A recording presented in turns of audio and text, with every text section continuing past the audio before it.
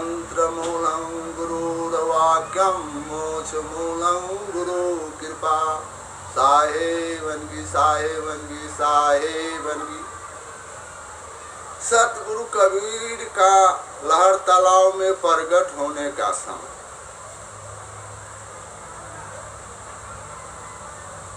सन्मार्ग से विधिलित और वास्तविक लक्ष्य से भटके हुए मानव को अर्थात दिशा निर्देशन के लिए अनादि ब्रह्म सत्य पुरुष परमात्मा की त्रिभुति को धारण पर आना पड़ा।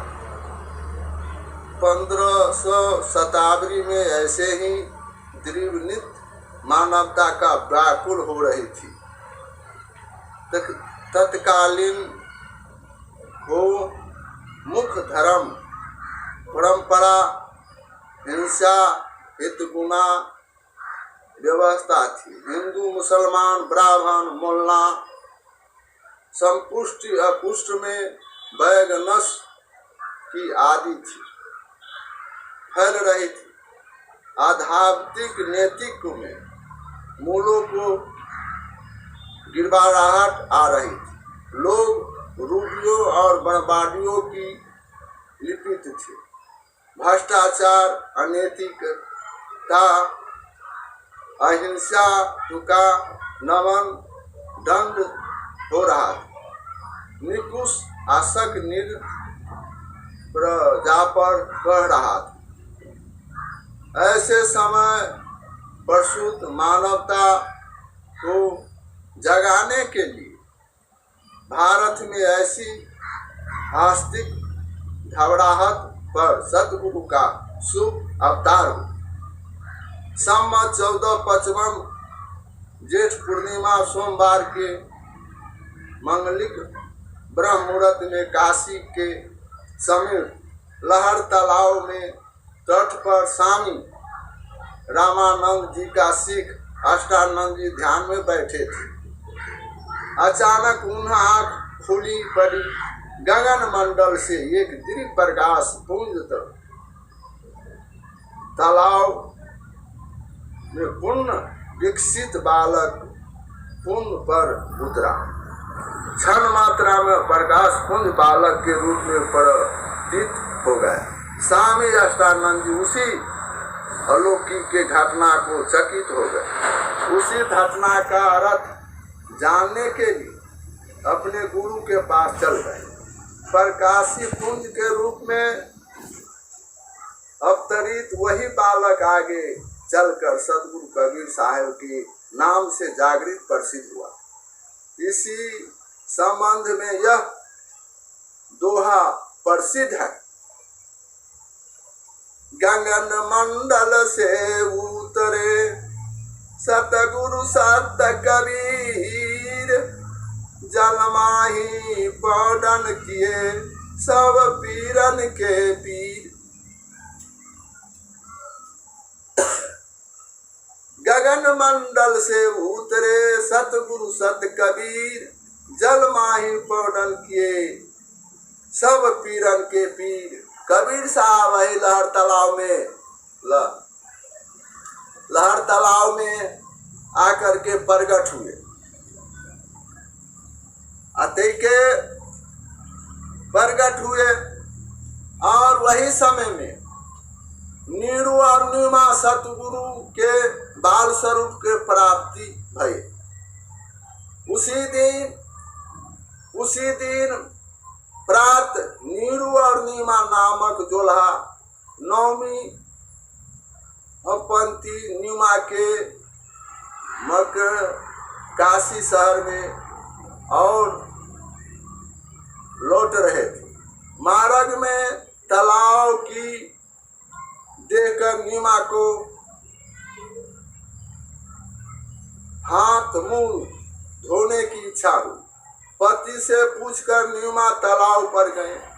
हाथ मुख धोते समय उसे नजर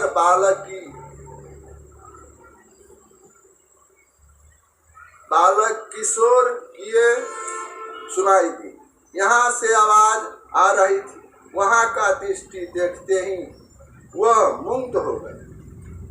उसने देखा कि एक पूर्ण विस्कित कमल पुष्प पर अलौकिक कांति से युक्त अनंत शोकमल शिशु किलोहल कर रहा।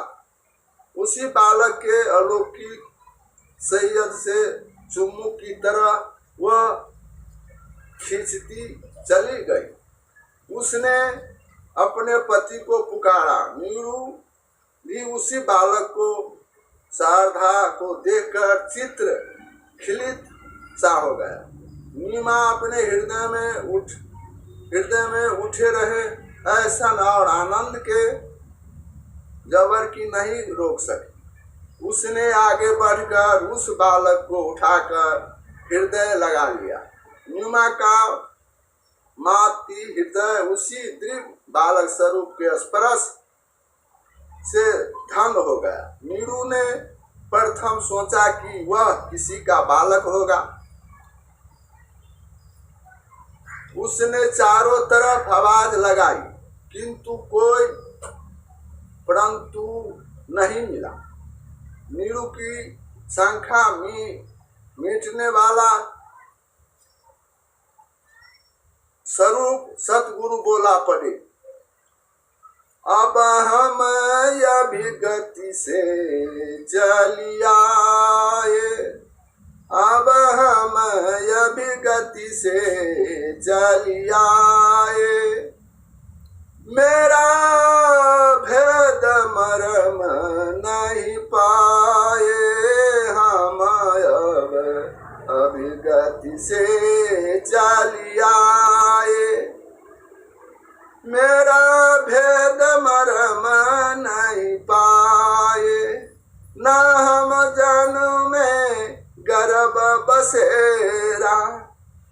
बालक हो देखलाए, नाम जन्म में गर्भ बसेरा। बालक हो देखलाए, हम अभिगति से चलिए। मेरा भेद मरम नहीं पाए,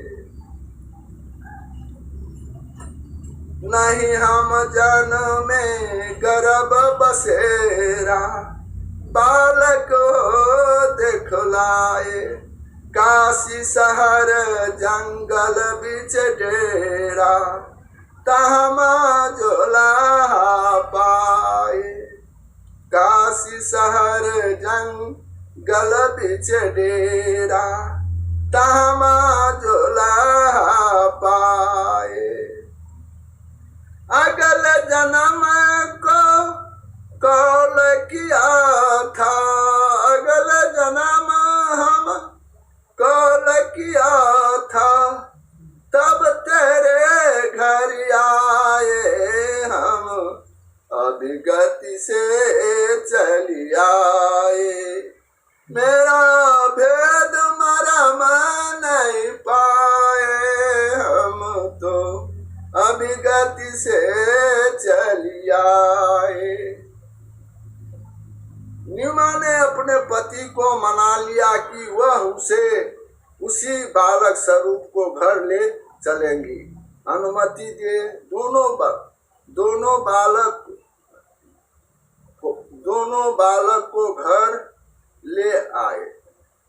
इसी तरह नीमा और नीरू बालक स्वरूप सतगुरु का पालन माता पिता की बन गए।